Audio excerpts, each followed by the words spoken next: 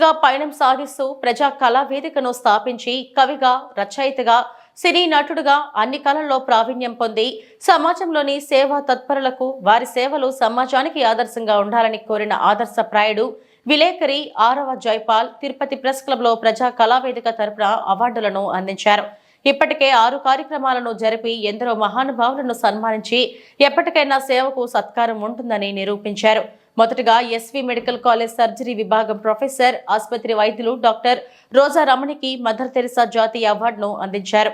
అనంతరం ఉత్తమ ఉపాధ్యాయుడుగా ప్రముఖ కవి సురేంద్ర రొడ్డకు శిశిరం సినిమాకు పాట రాసినందుకు సిరివెన్నెల జాతీయ పురస్కారాన్ని అందించారు. అలాగే రాయలసీమ ప్రజా సమైక్య అధ్యక్షుడు, సామాజిక కార్యకర్త అయిన టీచర్ గోర్తి వెంకటస్వామి నాయుడుకు డాక్టర్ సర్వేపల్లి రాధాకృష్ణ జాతీయ పురస్కారాన్ని అందించడం విశేషం. ఈ కార్యక్రమానికి శ్రీశ్రీ కళావేదిక రాష్ట్ర అధ్యక్షుడు గుత్తా హరి సర్వోత్తమ నాయుడు వ్యాఖ్యాతగా వ్యవహరించారు. సార్కి ఎంతో మరి మాకు ముందుగా మేము ప్రజా కళావేదిక ద్వారా మేము గర్వంగా ఫీల్ అవుతూ ఉన్నాం.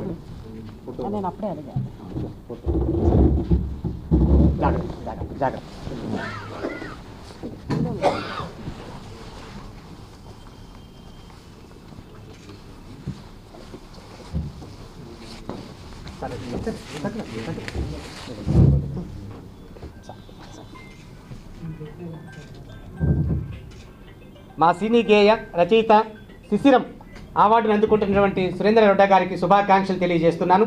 మరింత ఎత్తుకు మా సార్ గారికి, మాకు ఎంత ఆప్తమిత్రులైనటువంటి మా సార్ గారికి, వెంకటరమణ సార్ గారికి ఈ సందర్భంగా అవార్డు గుత్తి వెంకటస్వామి సార్కి ఈ సందర్భంగా అవార్డు సర్వేపల్లి రాధాకృష్ణ అవార్డును ఈ సందర్భంగా ఇవ్వడం జరుగుతుంది. సార్కి ఈ కార్యక్రమం తీసుకున్నందుకు మాకు కూడా చాలా గర్వంగా ఉందని మేము తెలియజేస్తున్నాం. సార్ మీకు ఇవ్వడం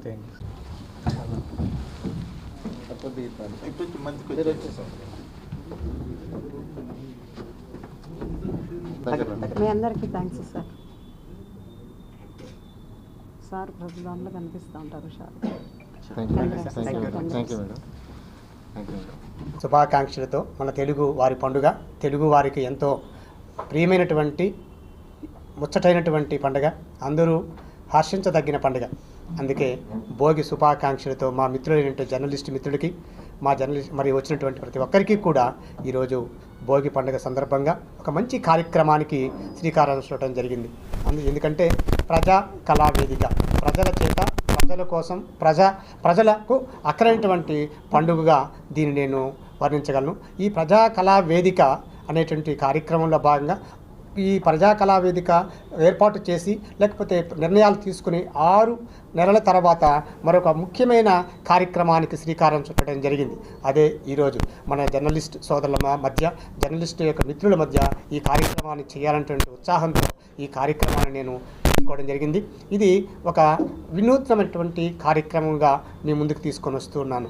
ఎంతో ప్రముఖులైనటువంటి, ఇప్పుడు ఉదాహరణకి డాక్టర్ రోజా రమణి మేడం గారి మనం చూస్తే, మరి ఆ మేడం గారు, నేను మొన్న రేయా హాస్పిటల్కి వెళ్ళినప్పుడు ఆ మేడం గారి యొక్క నేను మేడం గారికి ఆఫీస్ తెలియదు కాబట్టి వెళ్ళినప్పుడు అక్కడ మేడం గారిని అడిగితే ఎంత చక్కగా రిసీవ్ చేసుకున్నారంటే, ఆ మేడం గారి గురించి చెప్పే విధానం బట్టి మేడం గారి యొక్క గొప్పతనాన్ని, మేడం గారి యొక్క సేవా దృక్పథాన్ని నేను అక్కడ గుర్తించగలిగాను.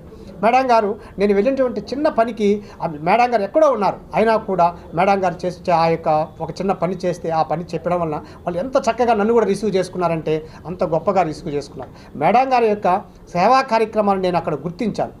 ఏదో నాకు చేశారని కాదు, కానీ మేడం గారి యొక్క సేవా కార్యక్రమాన్ని చాలా చక్కగా గుర్తించాను. రోయా హాస్పిటల్లో ఉన్నటువంటి చాలామంది సీనియర్ని అడిగితే మేడం గారి యొక్క గొప్పతనాన్ని చాలా గొప్పగా చెప్పారు. ఇట్లాంటి వారిని మనం ఎందుకు ప్రోత్సహించకూడదు? మరింత వాళ్ళ యొక్క దీనికి మనం కొంచెం ముందుకు తీసుకెళ్ళడానికి, కార్యక్రమానికి విలువ ఇచ్చినట్టు ఉంటుంది. నా యొక్క సంస్థకి కూడా విలువ ఉంటుందనే ఒక ఉద్దేశంతో, ఆలోచనతో మేడం గారిని నా యొక్క ప్రజా కళా వేదిక ద్వారా తొలి అవార్డును మరి ఈ మేడం గారికి ఇవ్వడం, మదర్ తెరిసా అవార్డుని ఇవ్వడం నా యొక్క నేను చాలా గొప్పగా గర్వంగా ఫీల్ అవుతున్నాను. మేడం గారికి స్వాగతం చెప్తూ ఈ కార్యక్రమానికి మరి అధ్యక్షత వహించవలసింది కూడా నేను కోరుకుంటున్నాను.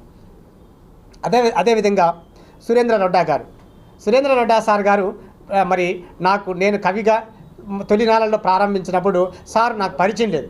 ఇక జర్నల్ ప్రెస్ క్లబ్కి వచ్చారు. అతను సారు యొక్క కవి ప్రెస్ నోట్ ఇవ్వడానికి. సార్ నేను కూడా కొత్తగా ఉన్నాను కాబట్టి సార్ ఇలా అంటే సార్ తన యొక్క పుస్తక ఆవిష్కరణకి పిలిచారు.